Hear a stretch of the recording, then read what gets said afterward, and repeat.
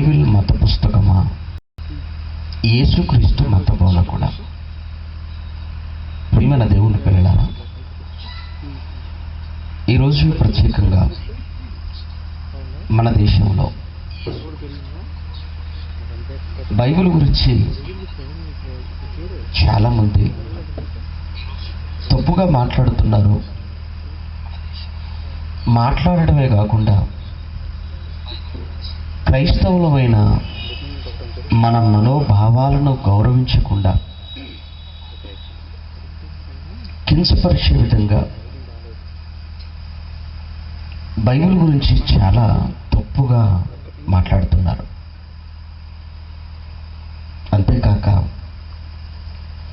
పుస్తకాలు, కరపత్రికలు ముద్రించి క్రైస్తవులకి పంచడం ఇది చాలా దారుణమైన విషయం అని చెప్పాలి. ఎందుకంటే మత స్వాతంత్రం కలిగిన దేశంలో మనం ఉంటున్నాం. ఇందులో భారతదేశంలో ఏ మతమూ గొప్పది కాదు. రాజ్యాంగ ప్రకారం అన్ని మతాలు సమానం, అందరూ సమానం. ఎవరు నమ్ముకున్న విశ్వాసం దాని గురించి వారు మాట్లాడుకోవచ్చు. వారు ప్రకటించుకునే స్వేచ్ఛ ఉంది. కానీ ఒకరు నమ్మకాన్ని లేదా ఒకరు నమ్మేదాన్ని తప్పు అనడానికి కానీ, హేళన చేయడానికి కానీ, దాన్ని కించపరిచి మాట్లాడడానికి కానీ రాజ్యాంగం అనుమతి ఇవ్వలేదు. కానీ ఈరోజు రాజ్యాంగాన్ని, చట్టాన్ని అతిక్రమించి, ఉల్లంఘించి మాట్లాడుతున్న ఈ మత ఛాందసవాదులకు, మతోన్మాదులకు బైబిల్ నుంచి సమాధానం చెప్పాలి. మన క్రైస్తవ సోదర సోదరిమణులైన వారు నమ్ముకున్న, వారు పట్టుకున్న బైబిలు ఇది మతం కాదు, మత పుస్తకం కానే కాదు, ఇది ఒక మహా విజ్ఞానపు గని,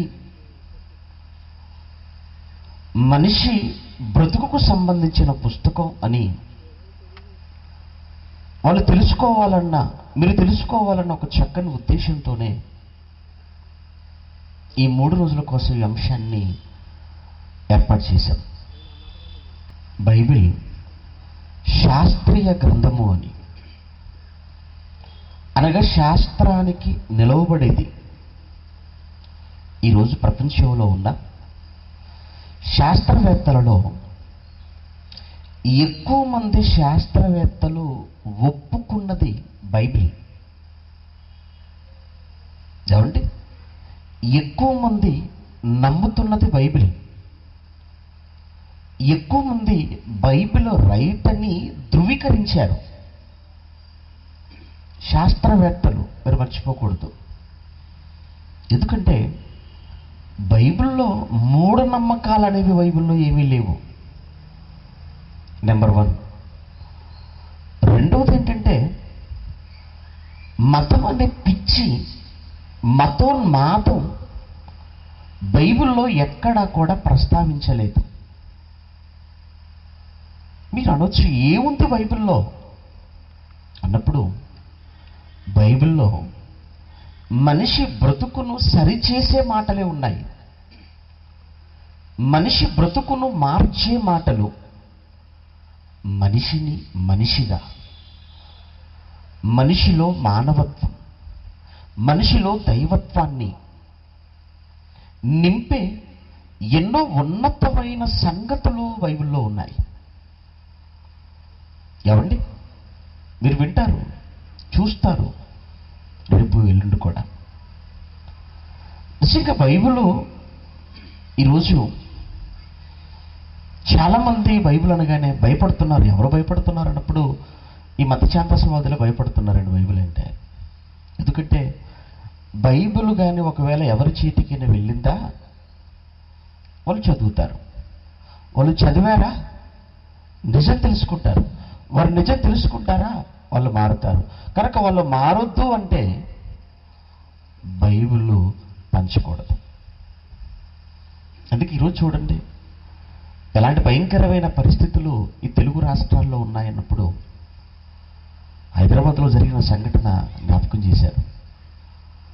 ఏమంటే సుమారు ఒక 45 సంవత్సరాల వయసున్న ఒక పెద్ద ఆయన ట్యాంక్ బండ్ పైన ఎవరికి బలవంతంగా కాదు, అడిగిన వారికి బైబిల్ ఇస్తున్నాడు. దానికి ఆయన్ను ఎన్ని దుర్భాషలాడారో, ఎంత భయంకరంగా మాట్లాడారో అతని కోసం. మరలా కాసేపటి తర్వాత అతను కనబడకుండా ఎక్కడికో తీసుకెళ్ళిపోయి ఏమంటే కనిపించిన దెబ్బలు కొట్టారని, ఆ తర్వాత మళ్ళీ అతనిపైనే మరలా కేసు ఫైల్ చేశారట. ఏంటయ్యా ఆయన చేసిన తప్పేంటి? ఆ మాటల్లో నుండి ఆ క్లిప్ చూస్తున్నప్పుడు ఒకడు అంటాడు, బైబిల్లో ఇక్కడే కాదు దేశంలో ఎక్కడా పంచొద్దు బైబిల్ అంటున్నాడు. దేశం అంతా వాడిదైనట్టు, అసలు దేశానికి ప్రధాని వాడైనట్టుగా. ఏమండి ఏంటి ఇక్కడే కాదు ఎక్కడా పంచొద్దా? అయినా పంచితే ఏంటి నీకు వచ్చే నష్టం ఏంటి? ఏంటి నీకు భయం ఏంటి? బైబిల్లో పంచితే జరిగే నష్టం ఏంటి చెప్పు. పోనీ బైబిల్లో ఏమైనా ఉగ్రవాదం ఉందా?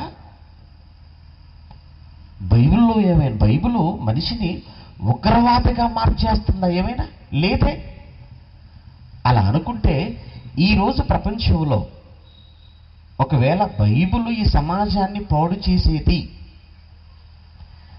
మనిషిని జీవితాన్ని నాశనం చేసేది అని ఒకవేళ నువ్వు అనుకుంటే,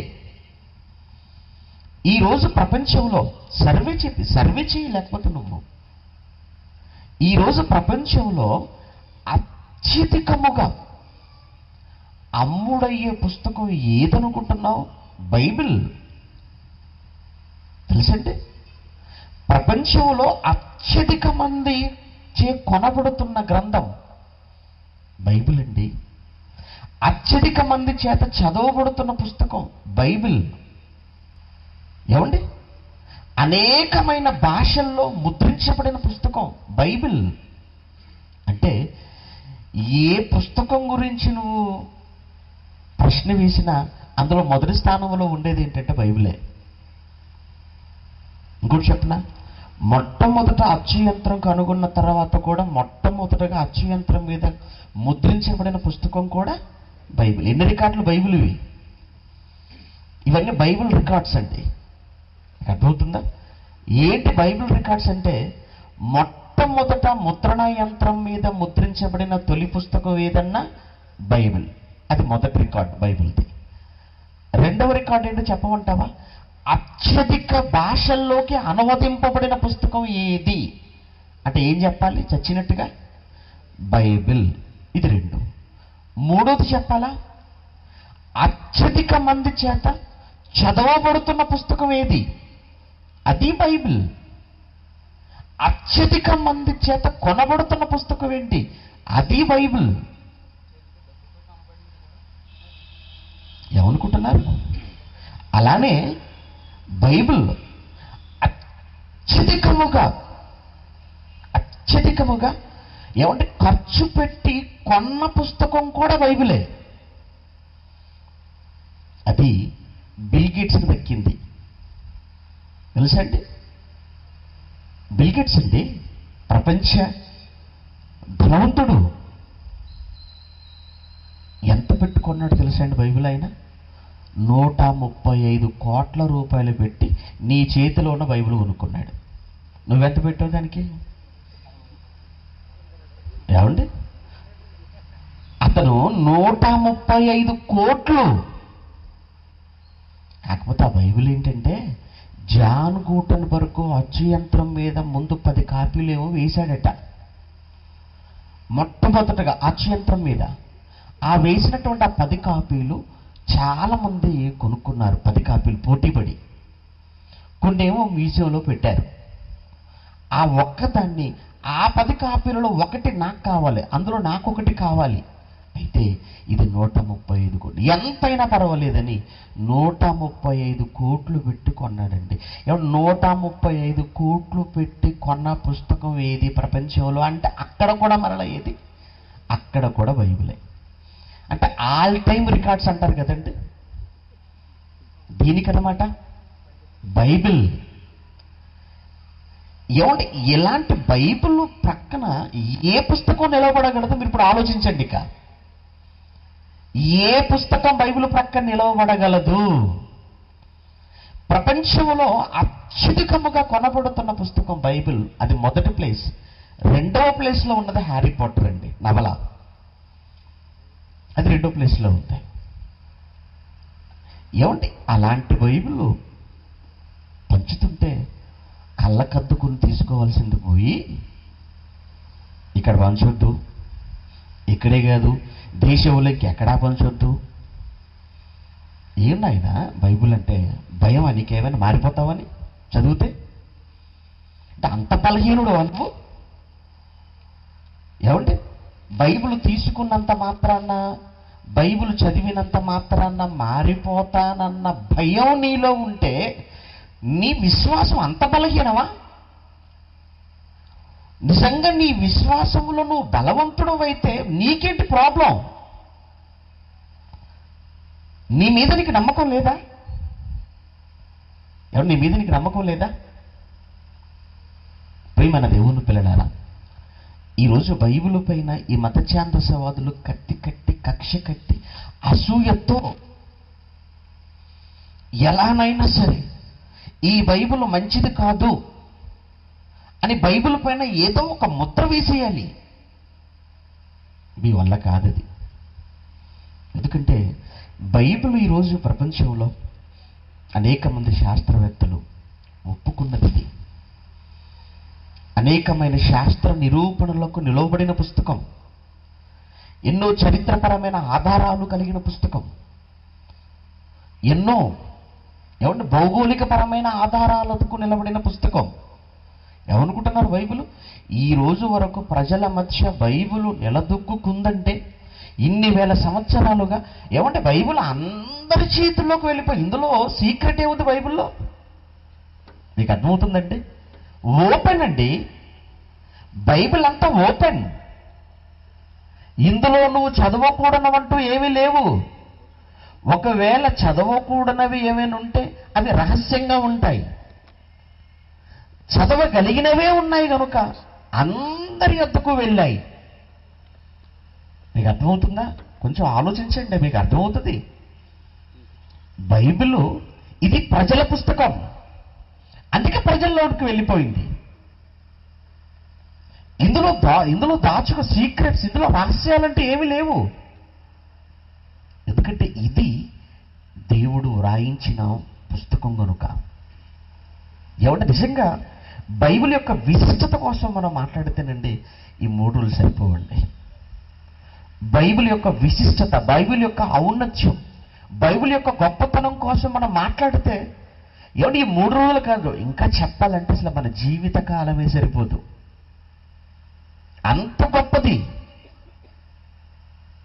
బైబిల్. ఏమండి నిజంగా బైబిల్ గురించి మనం ఆలోచించడం ప్రారంభిస్తుంటే ఇందులో పాత నిబంధనని, కొత్త నిబంధనని, ఏమండి 2 నిబంధనలు. ఈ బైబిల్ అనే పదం ఇది తెలుగు పదం కాదు, ఇది కదా ఇంగ్లీష్ పదం, లాటిన్ పదం.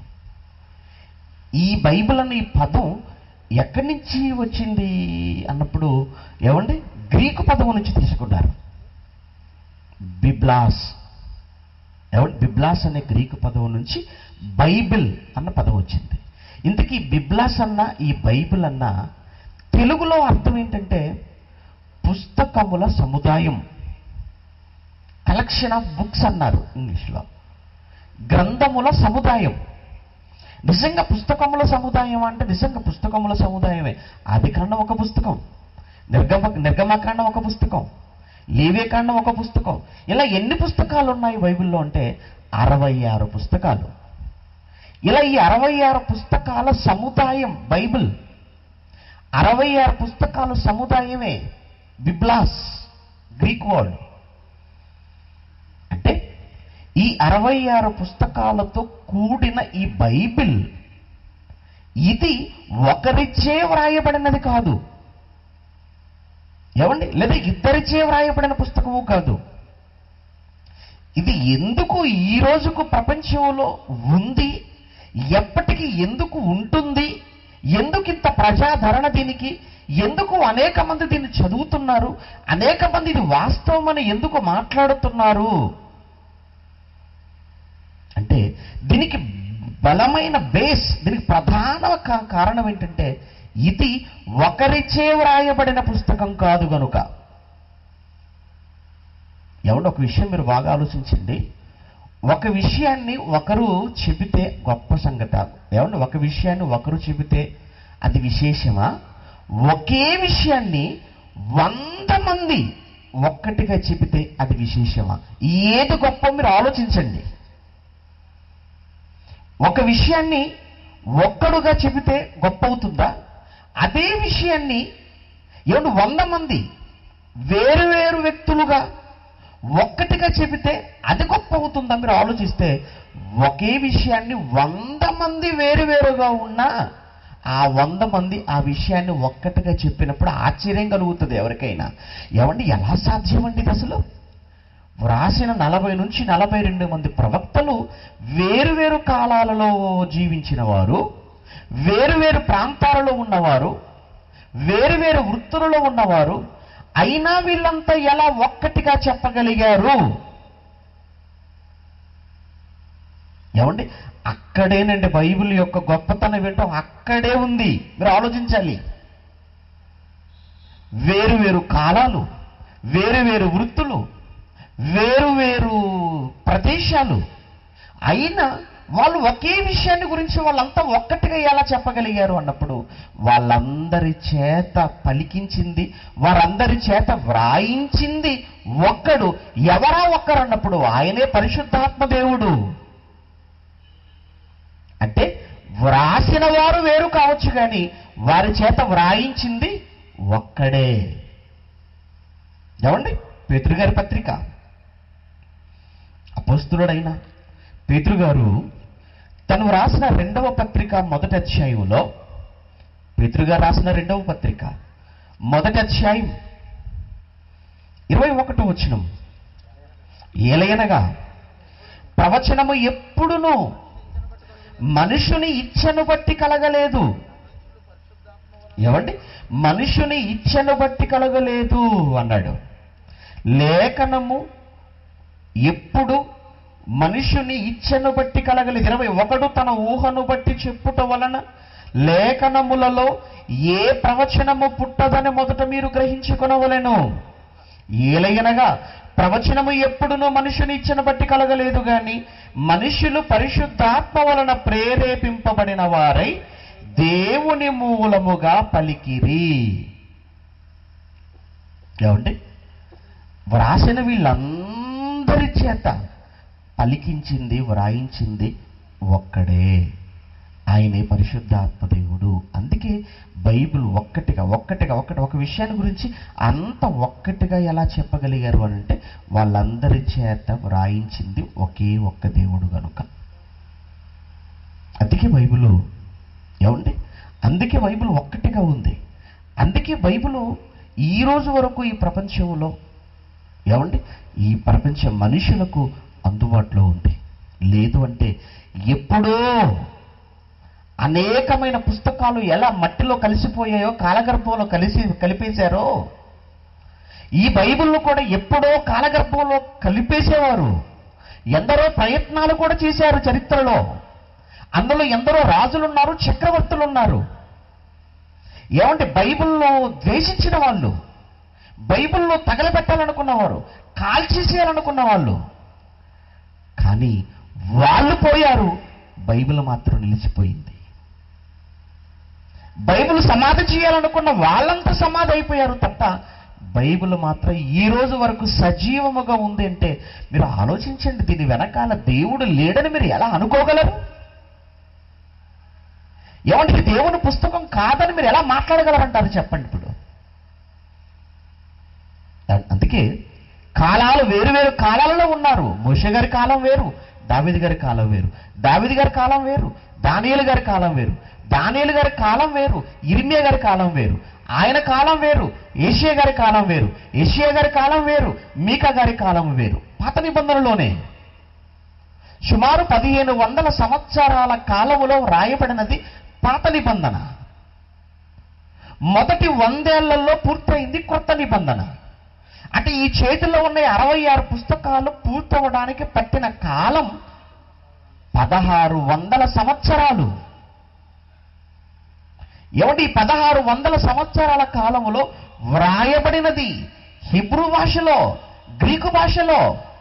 ఆ హిబ్రూ గ్రీకు భాషల్లో నుంచి ఈరోజు ప్రపంచంలో అన్ని భాషల్లోనికి అనువాదం జరిగిపోయింది.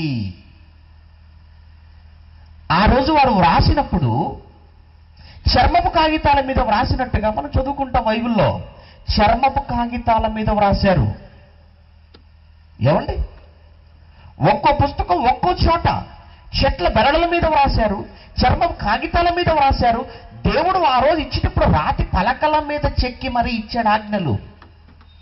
రాతి పలకలేంటి, చెట్ల బెరడలేంటి, చర్మపు కాగితాలేంటి, వాటన్నిటినీ కూడా ఎంత చక్కగా భద్రం చేయాలో మీరు ఆలోచించండి. ఎందుకంటే అనేకమైన ప్రకృతి వైపరీత్యాలు, అందులో భూకంపాలు, తుఫానులు, ఎన్నో వరదలు, వాటిల్లో అవి చెదిరిపోకుండా, చెదలవ్వకుండా, పాడైపోకుండా మరలా వాటన్నిటిని 1600 సంవత్సరాలు భద్రం చేయాలి.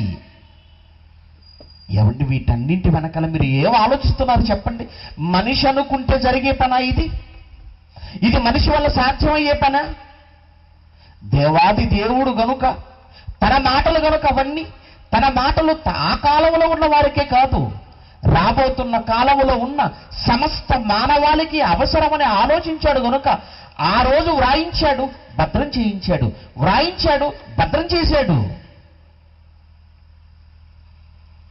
ఏమండి, అలా అలా చర్మపు కాగితాలపై నుంచి ఏమండి కాగితాలపైకి వచ్చాయి. ఈరోజు కాగితాలపైకి వచ్చాయి. చెట్ల బెరడులపై నుంచి, రాతి పలకల నుంచి ఈరోజు మన చేతిలో ఉన్న పుస్తకంగా ఈరోజు బైబిల్ ఉందండి. ఈరోజు మన చేతిలో 66 పుస్తకాలు ఒకే చోట మనం చూడగలుగుతున్నాం. కానీ ఆ రోజు 66 పుస్తకాలు ఒకే చోట లేవు. ఒక్కో పుస్తకం ఒక్కో చోట ఉన్న పరిస్థితి అండి ఆ కాలంలో. ఆఖరికి మొదటి శతాబ్ద కాలం నాటికి కూడా అదే పరిస్థితి. ఒక మాట బైబిల్లో మీకు చూపిస్తాను, మీరు ఆశ్చర్యపోతారండి. నిజంగా ఈ కాలంలో మనం చాలా ధన్యులం, ఈ కాలంలో మనం చాలా అదృష్టవంతులం అనిపిస్తుంటుందండి. ఎందుకంటే ఆ కాలంలో లేని భాగ్యం, ఆ కాలంలో ఉన్న వారికి లేని భాగ్యం ఈ కాలంలో మనకుంది. ఆ కాలంలో వారికి అన్ని పుస్తకాలు ఒకేసారి చదివే అవకాశం లేదు. కానీ ఈరోజు ఆదికాండం నుంచి ప్రకటన వరకు 66 పుస్తకాలు ఒకేసారి చూసుకునే మహాభాగ్యం దేవుడు మనకిచ్చాడంటే ఎంత ప్రేమించాడు నిన్ను. ఏమండి, కొలసీ పత్రిక 4వ అధ్యాయం అపోస్తలుడైన పౌలు కొలసీలకు రాసిన పత్రిక 4వ అధ్యాయం చివరి వచనం అండి, 16వ వచనంలో ఏమండి పౌలు కొలసీ సంఘానికి రాస్తున్నాడండి. ఏమండి, కొలసీ సంఘం అంటే ఎక్కడో ఉన్న సంఘం కాదండి, ఆసియాలో ఉన్న సంఘమేనండి ఈ సంఘం. ఏమండి, ఈ కొలసీ సంఘంలో ఉన్న వారిని ఉద్దేశించి మాట్లాడుతూ ఆయన అంటున్న మాట చూడండి 16లో, ఈ పత్రిక కొలసీలో ఉన్న సంఘమా, నేను మీకు రాశాను ఈ పత్రిక, నేను మీకు రాసినటువంటి ఈ పత్రిక ఏదైతే ఉందో ఈ పత్రికను మీరు చదివించుకొనిన తరువాత, ఇది మీరు చదివించుకున్న తర్వాత దీనిని మీ దగ్గరే పెట్టుకోకండి, దీన్ని మీ దగ్గరే పెట్టుకోవద్దు. ఎందుకంటే ఇంకా అనేక సంఘాలు ఉన్నాయి, వారికి తెలియాలి కదా విషయం. కనుక మీరు దీనిని చదివించుకొనిన తరువాత లవోదికయ అను వారి సంఘములో కూడా చదివించండి. ఈలోపు మీరు దీన్ని పూర్తి చేయండి. ఈలోపు వారికి నేను ఒక పత్రిక రాశాను, లవోదికయ వారు కూడా ఒక పత్రిక రాశాను. ఈలోపు మీరు దీన్ని పూర్తి చేసి, కొలసీ పత్రికను మీకు రాసింది పూర్తి చేసి ఈ పత్రికను మీరు వారికి పంపించండి. వారికి పంపిస్తే వారికి రాసిన పత్రికను మీరు తెప్పించుకోండి. ఎంత బాగుందో చూడండి. లవోదికకు రాసి పంపిన పత్రికను మీరు చదివించుకోనండి. ఏమంటే మీకు ఏమర్థమైంది చెప్పండి ఈ మాటల్లో? అంటే లవోదికే వారికి ఒక పత్రిక ఉంది, కొలస్సీ వాళ్ళ దగ్గర ఒక పత్రిక ఉంది. ఇప్పుడు వీళ్ళ దగ్గర కొలస్సీ పత్రిక మాత్రమే ఉంది, వారి దగ్గర లవోదికలు వాళ్ళకు రాసిన పత్రికే ఉంది. మన దగ్గరకు వచ్చేటప్పటికి ఎఫెసీలకు రాసిన పత్రిక మన దగ్గరే ఉంది, కొలస్సీలకు రాసిన పత్రిక మన దగ్గరే ఉంది, ఫిలిప్పీలకు రాసిన పత్రిక మన దగ్గరే ఉంది, కొరింథీలకు రాసిన పత్రిక మన దగ్గరే ఉంది. అన్ని సంఘాలకు రాసిన పత్రికలు అన్నీ మన దగ్గర ఉన్నాయండి. కానీ ఆ రోజు మాత్రం అవకాశం ఎంత కష్టం అండి. అందుకే ఈరోజు మనం బద్దకస్తులం అయిపోయామండి బాగా. ఎందుకంటే అన్ని మన దగ్గర ఉండే చదువుకోవచ్చు తీరిగ్గా ఉన్నప్పుడని. ఒకవేళ అలా కాకపోతేనండి ఏమంటే మనకు కూడా కొలసి పత్రికను పంపించి, మీరు త్వరగా అమలాపురంలో కొలసి పత్రికను మీరు క్రైస్తవులు అందరూ త్వరగా చదివేసుకోవాలి. ఎందుకంటే పక్కన రాజమండ్రిలో ఎఫెసీ పత్రిక ఉంది. మీరు త్వరగా ఈ కొలసి పత్రికను అమలాపురంలో ఉన్న మీరంతా త్వరగా చదువుకొని కాకినాడలో ఉన్న ఎఫెసీ పత్రిక మీరు తెప్పించుకోవాలంటే అప్పుడు మనం ఏం చేస్తాం? అమ్మో మళ్ళీ ఇది వెళ్ళిపోతాం, మళ్ళీ అక్కడి నుంచి కాకినాడకి రాజమండ్రికి వెళ్ళిపోతాం, అక్కడి నుంచి కాకినాడకి వెళ్ళాలి, అక్కడి నుంచి వైజాగ్ వెళ్ళిపోవాలి. మరలా ఈ పత్రిక మన దగ్గరకు వస్తుందో రాదో తెలియదు కనుక త్వరగా చదివేసుకుందాం, త్వరగా నేర్చేసుకుందాం. కానీ నిజంగానండి చూసారా, అన్ని సంఘాలకు రాసిన పత్రికలన్నీ మన చేతికి వచ్చేసేయండి, అన్ని సంఘాలకు. నేను ఇంకొక మాట కూడా మీకు చూపిస్తాను. ఏమండి అపోస్తుల కార్యములు 8వ అధ్యాయం, అపోస్తుల కార్యములు 8వ అధ్యాయంలో ఏమండి ఆఫ్రికాలో ఉన్నటువంటి ఏమండి ఐథియోపియా దేశం, అపోస్తుల కార్యములు 8వ అధ్యాయంలో నపుంసకుడు కోసం మాట్లాడుతూ ఏమండి ఆ సందర్భాన్ని మీరు చూస్తుంటే 26వ వచనంలో, ప్రభుదూత నీవు లేచి దక్షిణముగా వెళ్ళి యెరూషలేము నుండి గాజాకు పోవు అరణ్య మార్గమున కలుసుకోమని ఫిలిప్పుతో చెప్పగా అతడు లేచి వెళ్ళాను. అప్పుడు అతడు ఐథియోపియుల రాణి అయిన కందాకే. ఏమండి ఐథియోపియా ఉందా? ఇది ఈరోజు ఉంది. ఒక్కసారి మీరు ప్రపంచ పటం, ఆ ప్రపంచ పటంలో ఆఫ్రికా, ఆ ఆఫ్రికా ఖండముల్లో ఇథియోపియా లేదా ఐథియోపియా ఏమంటే మీకు కనబడుతుంది. అంటే బైబిల్లో ఉన్నది ఏదైనా వాస్తవం, లేనివి బైబిల్లో ఏది ఉండదు. ఆ రోజు మొదటి శతాబ్దం నాటికి ఐథియోపియా అంటే అపోస్తల కాలంలో ఆ ఐథియోపియా అనేటువంటి ఆ దేశాన్ని ఒక రాణి పరిపాలిస్తుంది. ఆ రాణి పేరు కందాకే. ఆ రాణి గారి దగ్గర ఈ నపుంసకుడు అనేవాడు ఒక ఆర్థిక మంత్రిగా పనిచేస్తున్నాడు, ఫైనాన్స్ మినిస్టర్. ఏమండి ఈరోజు మన దేశానికి ఒక ఫైనాన్స్ మినిస్టర్ ఉంటాడు, రాష్ట్రానికి ఒక ఫైనాన్స్ మినిస్టర్ ఉంటాడు. ఆ రోజు ఐథియోపియా అనే ఆ దేశానికి ఫైనాన్స్ మినిస్టర్ ఎవరంటే నపుంసకుడు. ఏమండి కానీ అతను భక్తుడు, నపుంసకుడు కానీ భక్తుడు. అంటే ఒక దేశానికి చెందిన ఫైనాన్స్ మినిస్టర్ అతను బైబిల్ పట్టుకున్నాడంటే పట్టుకోవాలి ఎవరైనా. ఎందుకు? బైబిల్ మతం కాదు, మహావిజ్ఞానం బైబిల్. ఏమంటే ఫైనాన్స్ మినిస్టర్ ఏంటండి? చక్రవర్తే బైబిల్ ఒప్పుకున్నాడు. చెప్తాను మీకు, మనిషి లేపు. ఏమంటే ఈ రోజున్న వాళ్ళంతా చాలా చిన్న చిన్న వాళ్ళండి.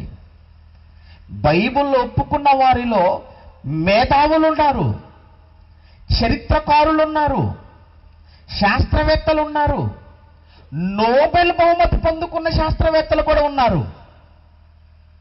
Bible is true. ఏమండి బైబిల్ 100% రైట్ అని స్టేట్మెంట్ ఇచ్చిన వాళ్ళు. ఇది మత పుస్తకం కాదు, ఇది మహావిజ్ఞానపు గణిది.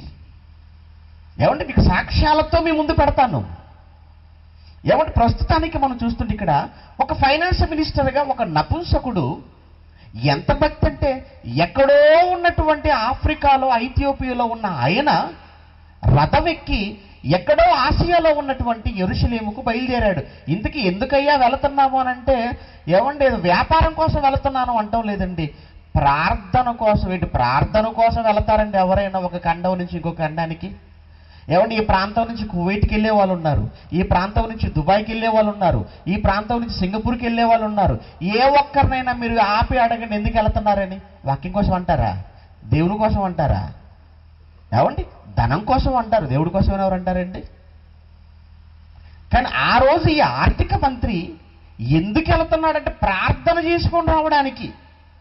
బాప్తిస్మం తీసుకుంటాం, ఏమండి ప్రార్థనకి వెళ్ళాలనుకుంటాం. నిజంగా మీరు ఏమనుకుంటారు చెప్పండి? ప్రార్థనకి వెళ్ళాలనుకున్నప్పుడు దగ్గరగా ఏ చర్చ్ ఉందో చూసుకోవాలనుకుంటాం, ఏమండి ఇంట్లో నుంచి బయట అడుగు పెట్టామా, ఒక్క అడుగు బయట వేస్తే రెండవ అడుగు చర్చిలోనే పడాలి అంటే దాని అర్థం ఏంటి? అంత దగ్గరగా ఉండేదేదో చూసుకుంటాం. అదే పిల్లల చదువులకు సంబంధించి అనుకోండి, ఏమండి ఎక్కడైనా పర్వాలేదండి, సీట్ వస్తే చాలండి. ఎక్కడైనా పర్వాలేదా? పర్వాలేదండి, విజయవాడ అయినా పర్వాలేదండి, చెన్నై అయినా పర్వాలేదు, హైదరాబాద్ అయినా పర్వాలేదు, అవసరమైతే పక్క దేశమైనా పర్వాలేదు. చదువు కోసం రాష్ట్రాలు దాటిస్తున్నాం పిల్లలను. ఏమంటే వ్యాపారం కోసం, డబ్బు కోసం, బ్రతుకు కోసం ఖండాలు దాటి వెళ్ళిపోతున్నారు. కానీ దేవుని కోసం, దేవుని వాక్యాన్ని నేర్చుకోవడం కోసం మనిషి ఎంత బద్ధకంగా, ఎంత బద్ధకస్తుడుగా మాట్లాడుతుంటాడంటేనండి, ఏమండి మేము అంత దూరం వెళ్ళలేవండి, ఏమండి మేము అంత దూరం రాలేవండి, మరి ఎంత దగ్గరగా ఇంటి పక్కనే ఉండాలండి మాకు ఏదైనా. ఇంకా పక్కన ఒక సెంటర్ పెట్టాడు, అంత ఎందుకంటే మా ఇంట్లో పెట్టేసేయండి, ఇవి ఎక్కడికి వెళ్ళకుండా ఉంటాం. ఏంటండి మరీ ఇంతనండి, ఇంత చీప్గా ఆలోచిస్తారా? నిజంగా నపుంసకుడు కోసం ఆలోచిస్తున్నప్పుడు ఈరోజు ఎవరిలో ఉంది అంత భక్తి అనిపిస్తుంటుందండి. నిజంగా కిలోమీటర్ అంటే రాలేరు, 2 కిలోమీటర్లు అంటే అమ్మో. అదే వీళ్ళకి ఆపరేషన్ కోసమైనా, చదువు కోసమైనా, వ్యాపారం కోసమైనా అబ్బా ఎన్ని కిలోమీటర్లు అయినా పర్వాలేదు. తప్పండి. ఏమండి ఇక్కడ బయలుదేరాడండి, ఇతను బయలుదేరేటప్పుడు మళ్ళీ ఇతనుకున్న ఆసక్తి ఎంత గొప్పదంటే ఈ చాలా ప్రయాణం, ఎందుకంటే ఒక ఖండం నుంచి మరొక ఖండానికి బయలుదేరుతున్నాడు కనుక చాలా రోజుల ప్రయాణం కనుక ఈ ప్రయాణ కాలం అంతా కూడా ఎందుకు వృధా చేసుకోవాలి అని ఆలోచించి ఈ ప్రయాణములో చదువుకుంటే బాగుండు, ఏమైనా ఏం చదువుకుందాం అని ఆలోచించాడు. ఏం చదువుకుందాం అనుకున్నాడు? స్వాతి పుస్తకం చదువుకుందాం అనుకున్నాడా? చందమామ లాంటి పుస్తకాలు ఏమన్నా? ఏమంటే ఈరోజు మనం చేసే పనులు ఇవన్నీ. ఏమండి ఇప్పుడు ఏదైనా న్యూస్ పేపర్ తీసుకుందాం అనుకున్నాడా? లేదండి. ఆయన ఏమనుకున్నాడు తెలుసా? ఈ ప్రయాణం అంతా కూడా బైబిల్ చదువుకోవాలనుకున్నాడు. కానీ పాప ఆయన బ్యాడ్ లక్ ఏంటంటే బైబిల్ అంతా ఆ రోజు అందుబాటులో లేదు. అలా బైబిల్ చదువుకోవాలనుకున్నాడు. ఆ రోజుకి ఆయనకు దొరికినటువంటి పుస్తకం ఏమంటే పాత నిబంధన 39 పుస్తకాలు అప్పటికి పూర్తయి ఉన్నాయి కదా. ఆ 39 పూర్తయిపోయిన 39 పుస్తకాలలో ఆ రోజుకి ఆయనకు దొరికిన పుస్తకం ఆయనకు అందుబాటులో, అందులో ఏంటంటే ఫైనాన్స్ మినిస్టర్గా తెప్పించుకుంటాడు తనకున్న అధికారంతో. కనుక తనకున్న అధికారంతోనో లేకపోతే తనకున్న భక్తితోనో మొత్తానికి కష్టపడి ఏమంటే వెతకక తనకు ఒక పుస్తకం చేతికి వచ్చిందండి. ఆ పుస్తకమే యెషయా పుస్తకం, యెషయా గ్రంథం. అమ్మయ్య చాలా పెద్ద పుస్తకం, ఎందుకంటే యెషయా గ్రంథం అంటే చాలా పెద్ద పుస్తకం కదండి. కనుక నా ప్రయాణానికి అప్ అండ్ డౌన్ సరిపోద్ది అనుకున్నాడు అనమాట. అలాగా ఓపతి తీసుకెళ్ళాడు అనుకోండి 2 రోజులు అయిపోద్ది అది. కానీ చాలా దూరం ప్రయాణం కనుక చాలా అధ్యాయులున్న పుస్తకం కావాలి నాకంటే, అలాగే మీకు యెషయా గారే కరెక్ట్ అండి. ఏమండి అని యెషయా గ్రంథాన్ని తీసుకున్నాడండి. అంటే ఆ రోజుకి ఆయనకి యెషయా గ్రంథమే ఉందంటే అవును అదే ఉంది. ఎందుకంటే చర్మపు కాగితాలు, చెట్ల బెరడులు, వాటి మీద కదండి ఉంది వాక్యం అంతా. ఆ రోజుకి ఆయన యెషయా గ్రంథాన్ని చదువుకున్నాడు. అంటే ఇదంతా మీకు ఎందుకు చెబుతున్నాను అని అంటే ఆ రోజు కొలసీ వాళ్ళకి చెప్పాడు, మీరు త్వరగా చదువుకోండి, పుస్తకం లవోదికకు పంపండి, వారికి వ్రాసింది మీరు తెప్పించుకోండి. ఏమన్నా అంత విడివిడిగా ఉంది. అందులోనండి యెషయా గ్రంథం చర్మపు కాగితాల మీద రాశారని అంటేనంటే నాకు తెలిసి ఏమంటే అది ఎంత పెద్ద లోడో మీరు ఆలోచించండి. చర్మపు కాగితాల మీద ఉందంటేనండి మీరు ఒకసారి ఊహించుకోండి. యెషయా గ్రంథం పుస్తకం మీదకి వచ్చేసరికి అది చాలా పెద్ద పుస్తకం కనపడుతుంటే ఏమంటే చర్మపు కాగితాల మీద, జంతు చర్మాల మీద రాయాలంటే ఒక అధ్యాయం రాయడానికి ఎన్ని జంతు చర్మాలు కావాలి? 66 అధ్యాయాలు. ఏమంటే ఎన్ని జంతు చర్మాలు కావాలి? వాటన్నిటిని బండిల్స్గా, అంటే ఒక అధ్యాయానికి ఒక బండిల్, ఇంకొక అధ్యాయానికి ఇంకొక బండిల్. ఆయన రథం మీద నాకు తెలిసండి లగేజ్ అంతా కూడా అదే ఉండొచ్చు.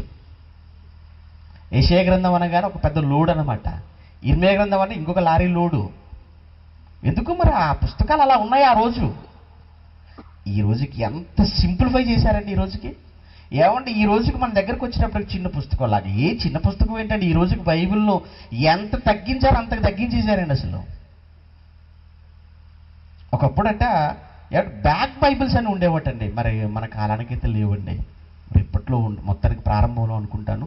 బ్యాక్ బైబిల్స్ అంటేనండి బైబిల్లో మనం మార్కెట్కి వెళ్ళేటప్పుడు పెద్ద సంచి తీసుకుని వెళ్ళిపోతాం కదా, బైబిల్లో ఆ సంచిలో పెట్టి తీసుకెళ్ళిపోయేవాళ్ళు. అంటే అంత సైజులో ఉండేది బైబిల్. ఆ తర్వాత ఏమైపోయింది, ఇగో ఈ షేప్లోకి వచ్చేసింది, రెక్టాంగిల్ షేప్లోకి వచ్చేసిందండి బైబిల్. పోనీ ఆ తర్వాత ఏం చేశారు, మళ్ళీ దాన్ని పాకెట్లోకి తీసుకొచ్చేసారు, పాకెట్ బైబిల్ అని. ఇప్పుడు పాకెట్ నుంచి ఎక్కడ తీసుకొచ్చేసారు, డైరెక్ట్గా సెల్లుకే తీసుకొచ్చేసారు. ఏమండి అసలు ఇప్పుడు ఎవరి చేతుల్లో బైబిల్ కనిపించట్లేదు, ఎందుకంటే సెల్లో ఉంది కదండి అంటారు.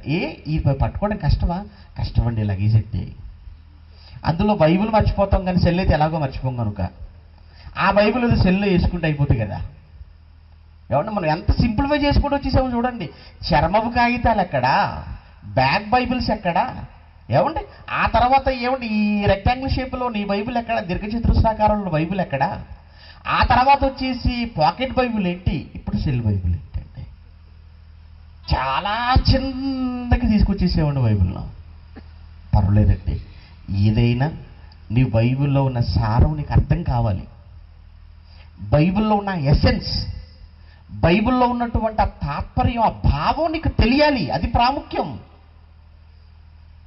ప్రియమైన దేవుని పిల్లలారా, ఈ రోజుకు బైబిల్ ఏమంటే ఇన్ని దశలు దాటుకొని ఎంతోమంది చేత అవమానించబడింది, ఎంతోమంది చేత ద్వేషింపబడింది, ఎంతోమంది దీన్ని సమాధి చేయాలనుకున్నారు.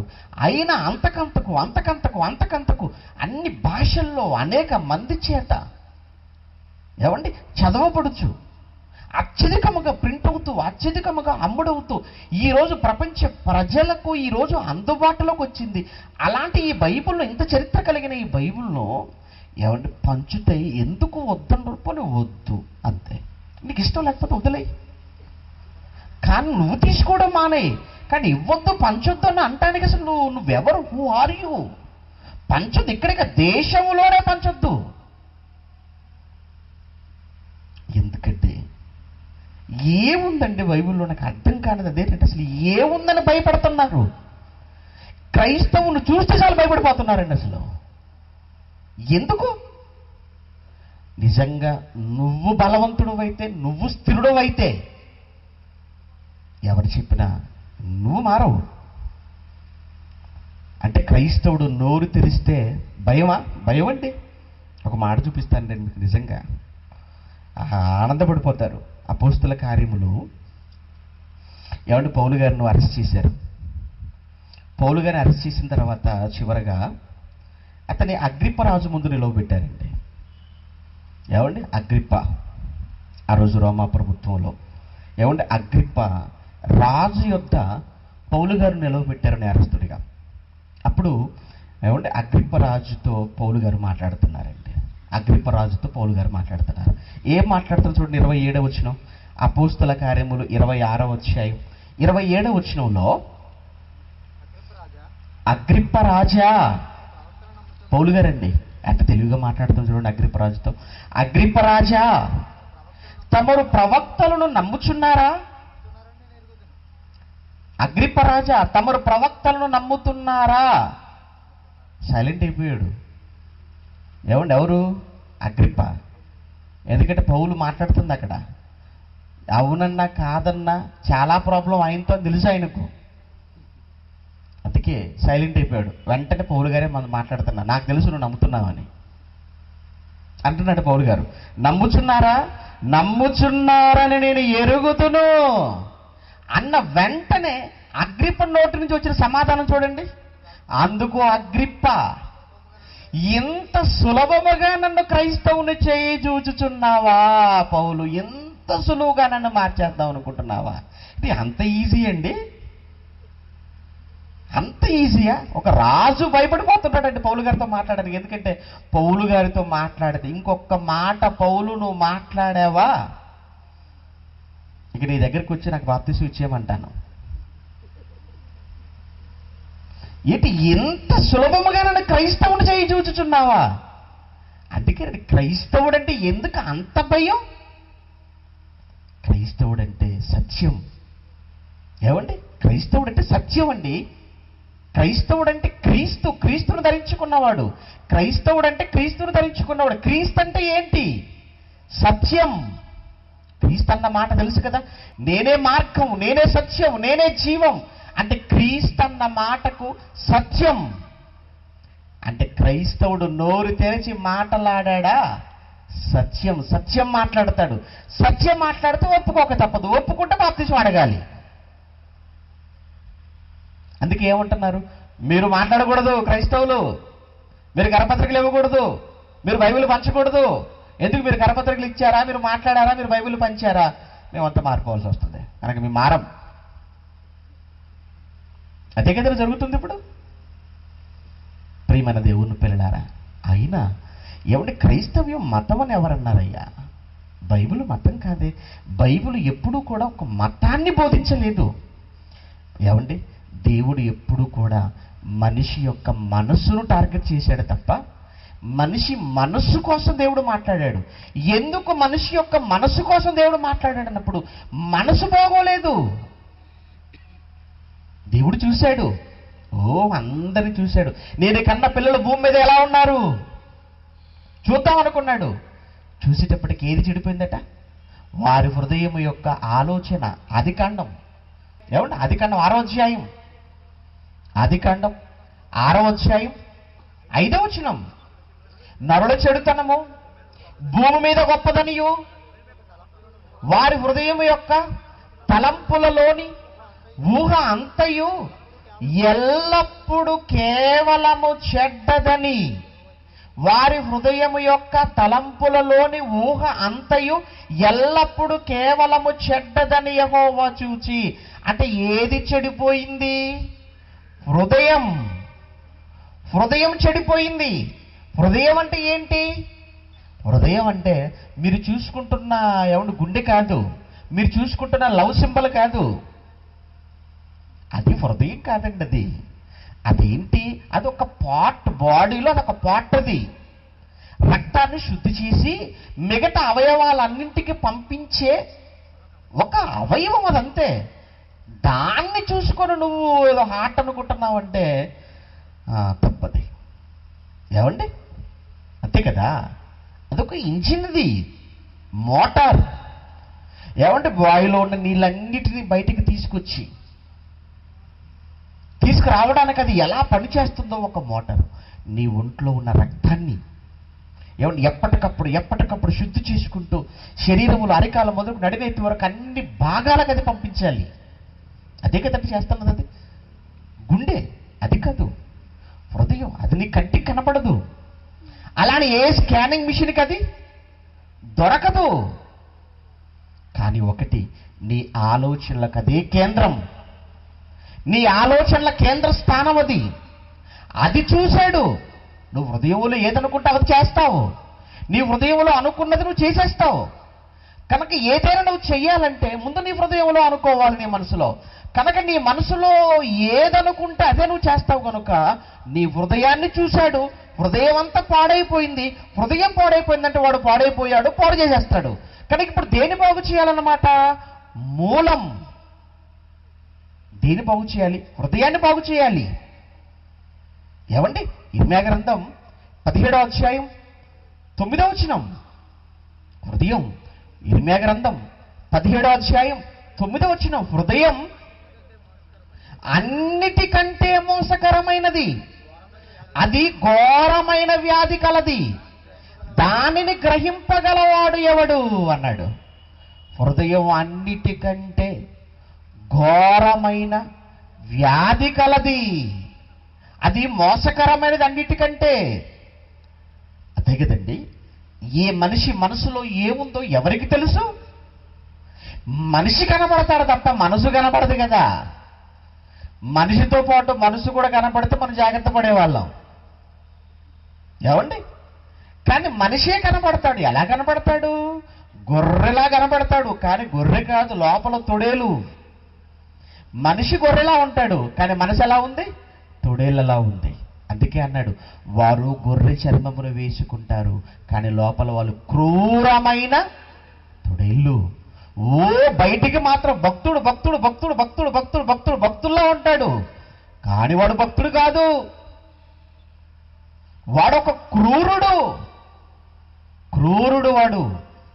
వాడి మనసు క్రూరత్వంతో ఉంది, కానీ మనిషి బయటికి చూడటానికి మాత్రం ఎలా ఉన్నాడు? మెత్తగా, సాధువుగా, అమాయకుడుగా ఉన్నాడు. కనుక ఇప్పుడు ఏది పాడైపోయింది, ఏది చెడిపోయింది అన్నప్పుడు హృదయం పాడైపోయింది, హృదయం చెడిపోయింది. కాబట్టి హృదయాన్ని బాగు చేయాలి. ఏది బాగు చేయగలదు ఈ హృదయాన్ని, ఏది బాగు చేయగలదు ఈ మనసును అన్నప్పుడు అది ఒక మాట. అందుకేనండి దేవుడు మనిషి యొక్క హృదయాన్ని, మనిషి యొక్క మనసును బాగు చేయటానికి, సరిచేయటానికి 66 పుస్తకాలను వ్రాయించాడు. ఎందుకంటే అందరికీ ఒకే మాట, అందరికీ ఒకే టాబ్లెట్, అందరికీ ఒకే మెడిసిన్ పనిచేయదు. మరి ఏం చేస్తాం? అంతే కదండి, అందరికీ ఒకటే పడుతుందంటే ఇన్ని వ్రాయించాడు గనక ఏ టైపులో ఉన్నవాడికైనా కానీ ఈ మాట, ఏదో ఒక మాట వాడికి తాకక తప్పదు, వాడి మనసు మారక తప్పదు. ఏదో ఒకటి అంటే, ఒక విధంగా చెప్పాలంటే బైబిల్ అంటే ఇది ఒక పెన్సిల్ టైప్ అన్నమాట. పెన్సిల్ కొంతమందికి పడుతుంది, కొంతమందికి పడదేమో, కానీ బైబిల్ ఖచ్చితంగా సర్వరోగ నివారణి అంటారు కదండి. బైబిల్ అండి సర్వరోగ నివారణి. రాజులు మారారు, మంత్రులు మారారు, బైబిల్లో రాజులు మారారు. చక్రవర్తులకు, రాజులకు, మేధావులకు, సామాన్యులకు, అన్ని వర్గాల వారికి దేవుడు బైబిల్ వ్రాయించాడు. అందరూ మారిపోయారు, అందరూ మారాలి అని దేవుడు అనుకుని ఆలోచించి ఈ మాటలు వ్రాయించాడు. బైబిల్లో సైన్స్ అవసరమా అంటే మరి శాస్త్రవేత్త వాడు ఎందుకు నమ్ముతాడు? మీకు అర్థమవుతుందా? ఒక సైంటిస్ట్ దేవుణ్ణి ఒప్పుకోవాలి అంటే వాడికి శాస్త్రం, వాడు నమ్మకుండా దాన్నే కనుక అది చెప్పాలి. అందుకు దేవుడు అక్కడక్కడ చెప్పాడు. ఒక చరిత్రకారుడు ఉన్నాడు అనుకో, నాకు చరిత్ర రుజువులు కావాలంటాడు. అందుకోసం దేవుడు చరిత్రను చూపించాల్సి వచ్చింది బైబిల్లో. ఇంకో లేదు నాకు జాగ్రఫికల్గా నాకు ఎవిడెన్స్ కావాలి, భౌగోళికమైన ఆధారాలు కావాలి నాకు అంటాడు. అందుకోసం వాడికి అవి చూపించవలసి వచ్చింది. మనం అనుకోండి ఏమవుతుంది, మాకు విశ్వాసం ఉందని అంటాం, మన అమాయకులు, మనం మంచి వాళ్ళం. కానీ అందరూ మనలా ఉంటారు కదండి, తోమా లాంటి వారే కదండి అందరూ కూడా. ఎక్కువ మంది తోమా లాంటి వారే. తోమా ఎలాంటి వాడంటే చూస్తేగా నమ్మడు ఆయన.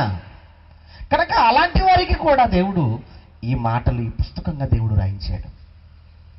కనుక ప్రేమన దేవుని పిల్లలారా, ఇది మతం కాదు, మనిషి యొక్క మనసును మార్చేది, మనిషి యొక్క హృదయాన్ని శుద్ధి చేసేది, మనిషి యొక్క ఆలోచనను సరిచేసే పుస్తకం బైబిల్.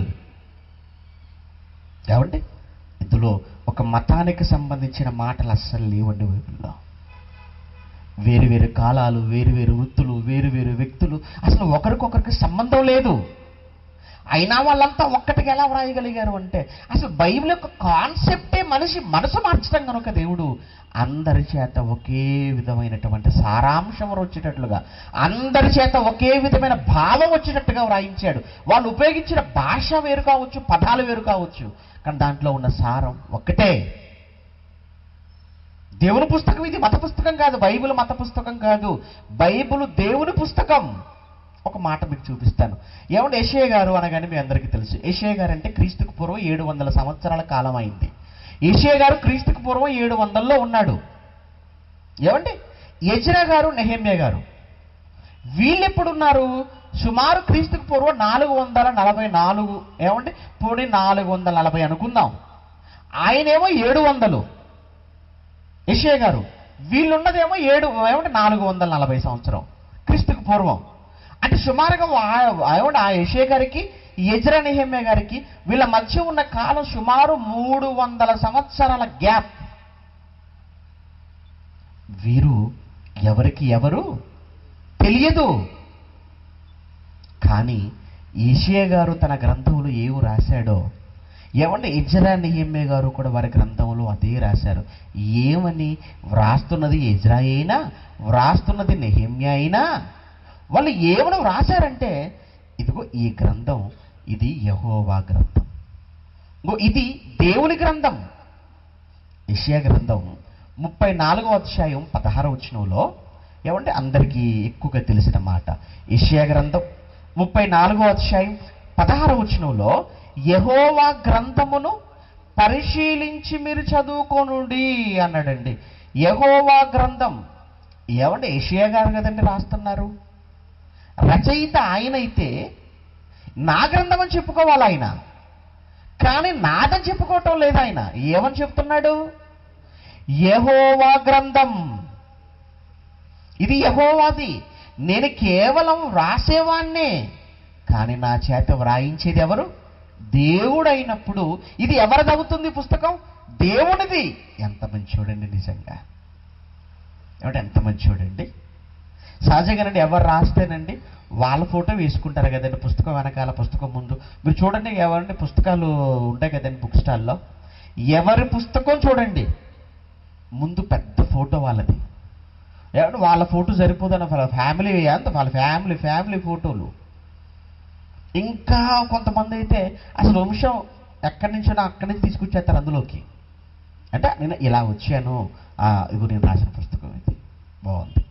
ఏమంటే మీరు రాసిన పుస్తకం మీద మీ పేరు, మీ అర్హతలు, నీ ఫోటో, నీ ఫ్యామిలీ ఫోటో, మీ తల్లిదండ్రుల ఫోటో, వాళ్ళ తల్లిదండ్రుల ఫోటోలు పుస్తకం మీద. ఎందుకంటే అందులో ఉన్న సమాచారం నీది కనుక. ఓకే, తప్పులేదు, వేసుకో. ఇప్పుడు ఇదంతా యెషయా గారిది అనుకుంటే, ఒకవేళ ఆ మ్యాటర్ సమాచారం అంతా ఆయనది అనుకుంటే ఏమని చెప్పాలి? ఇది నాదే అనాలి. కానీ ఆయన ఏమంటున్నాడు తెలుసా అండి? ఇది యెహోవా గ్రంథం, యెహోవా గ్రంథమును పరిశీలించి చదువుకొనుడి. నాది కాదయ్యా, దేవుడిది. ఏమంటే ఇది యెషయా గారు చెప్పిన మాట. ఇప్పుడు ఒక్కసారి ఎజ్రా నెహెమ్యా వాళ్ళిద్దరూ ఒకే కాలంలో ఉన్నవారండి. మాదియా పారసీకుల పరిపాలనలో పడిపోయినటువంటి యెరూషలేము మందిరం తిరిగి పునర్నిర్మాణం కోసమని ఏమంటే ఆ పారసీకుల చెరలో నుంచి కోరేష్ పరిపాలనలో మరలా తిరిగి యెరూషలేముకు వచ్చారు యూదులతో పాటు. అప్పుడు యెరూషలేము మందిర నిర్మాణం జరుగుతున్న సమయంలో రెండవసారి అప్పుడు మాట్లాడుతున్న మాట నెహెమ్యా గ్రంథం 8వ అధ్యాయం 8వ వచనంలో, అటువలని వారు దేవుని గ్రంథమును స్పష్టముగా చదివి వినిపించి. ఏమండి? అటువలనే వారు దేవుని గ్రంథమును స్పష్టముగా చదివి వినిపించి. దేవుని గ్రంథమా? ఏది దేవుని గ్రంథం? అప్పటికి వ్రాయబడిన ప్రవక్తల గ్రంథాలు, అప్పటికి వ్రాయబడిన ధర్మశాస్త్ర గ్రంథం. ఏమంటే వ్రాసినది వ్యక్తులైనా వ్రాసింది మనుషులైనా, ఏమంటే అక్కడ చెప్తున్నాడు భక్తుడు, వారు దేవుని గ్రంథమును స్పష్టముగా. దేవుని గ్రంథం, అమ్మో దేవుని గ్రంథం. ఇది మనిషి రాసిన పుస్తకం కాదు, మానవ గ్రంథం కాదు ఇది. ఏమండి ఈరోజు బైబిల్ మీ చేతిలో ఉందంటే ఇది ఎవరి పుస్తకం అనుకుంటున్నారు మీరు? ఏమండి ఏమంటే గిడియోన్స్ వాళ్ళు ముద్రించారు కనుక వాళ్ళదని అనుకుంటున్నారా? లేదా బైబిల్ సొసైటీ వాళ్ళు ముద్రించారు కనుక వాళ్ళదని మీరు అనుకుంటున్నారా? పంచి పెడుతున్నారో? లేకపోతే కాదండి. ఎవరి పుస్తకం నీ చేతిలో ఉన్న తెలుసా? దేవుని గ్రంథం, దేవుని పుస్తకం. నీ చేతిలో ఉన్న పుస్తకం మత పుస్తకం కాదు. నీ చేతిలో ఉన్న ఈ పుస్తకం మనిషి రాసిన పుస్తకం కాదు. నీ చేతిలో ఉన్న ఈ పుస్తకం నీ మనసును మార్చే పుస్తకం, దేవుడి చేవు రాయబడిన పుస్తకం. అది దేవుని పుస్తకం, దేవుని గ్రంథం. ప్రియమైన దేవుని పిల్లలారా, అంటే బైబిల్ మతమా అంటే ఏమంటే 39 పుస్తకాలు పాత నిబంధనలో కానీ, ఆ తర్వాత 27 పుస్తకాలు క్రొత్త నిబంధనలో కానీ, ఈ 66 పుస్తకాలలో ఎక్కడ ఇది మత పుస్తకం? అసలు ఇది మనకు కనబడదు. ఎక్కడ మీరు చూడండి మీకు కనిపించే మాట ఒకటే, ఏంటంటే లేఖనాలు, దేవుని గ్రంథం, యెహోవా గ్రంథం. అంటే బైబుల్ అంటే మీరు యెహోవా గ్రంథం, దేవుని గ్రంథం, ప్రవచన వాక్యం. ఏమండి ఈ మాట మనం ఉపయోగించాలి తప్ప అసలు బైబిల్ మత పుస్తకం అన్న మాట తప్పది. ఏమండి, ఆ మాట తప్పు, ఆ పదం తప్పది. చివరిగా వెళ్ళే ముందు ఒక మాట మీకు చూపిస్తాను, ఒక సాక్ష్యం ఏమంటే మీకు చెప్తానండి. ఏమండి, మీరు చదువుకున్న వాళ్ళు ఉంటే మీలో ఆ చదువుకున్న వారికి ప్రపంచ శాస్త్రవేత్తలలో నోబెల్ బహుమతి పొందినవారు వాళ్ళు చాలా గొప్ప శాస్త్రవేత్తలు. అందులో ప్రముఖ శాస్త్రవేత్తలు అనేటప్పటికీ ఒక ఐజక్ న్యూటన్ కానివ్వండి, ఒక ఐన్స్టీన్ కానివ్వండి, ఎక్కువ మందికి జ్ఞాపకం వస్తారండి. అందులో ఐన్స్టీన్ అనగానే E=mc² అనే ఒక శక్తి ఉత్పాదక సిద్ధాంతాన్ని పరిచయం చేసిన వాడు. ఏమండి, ఇంకోటి చెప్పుకుంటారా, అణుబాంబు సృష్టికర్త. అంటే అతను ప్రతిపాదించిన ఆ సూత్రంతో వాళ్ళు వాటిని సృష్టించుకున్నారు. ఆ రోజు ఒకప్పుడు హిరోషిమా నాగసాకి పైన విడిచిపెట్టబడినవి అవే. ఏమండి, అతనికి నోబెల్ ఇచ్చారు. గొప్ప మేధావి, గొప్ప మేధావి. అమ్మో, ఆయన ఐక్యూ చాలా గొప్పదండి ఐన్స్టీన్. ఇప్పుడు ఐన్స్టీన్ అందరూ ఒప్పుకుంటారంటే హిందువులైనా, ముస్లిములైనా, ఆఖరికి హేతువాదులు దేవుడే లేడన్నవాడైనా అందరికీ ఐన్స్టీన్ కావాలి. అందరికీ ఐన్స్టీన్ ప్రతిపాదించిన సిద్ధాంతం కూడా కావాలి. ఐన్స్టీన్ కావాలి, ఐన్స్టీన్ ప్రతిపాదించిన సిద్ధాంతం కావాలి.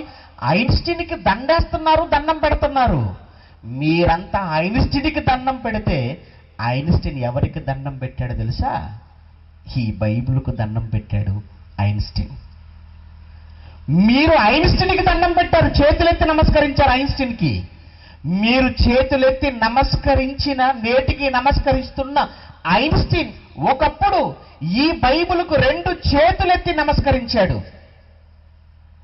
ఇది మీకేం తెలుసా నన్ను అడుగుతారేమో. ఇది నాకు తెలియదు, మీరు చెప్పిన వార్తే ఇది నాకు తెలుసా. ఇది ఈ మీడియాలో వచ్చిన వార్తే, అందులో ప్రింట్ మీడియాలో, న్యూస్ పేపర్లో వచ్చిన వార్త.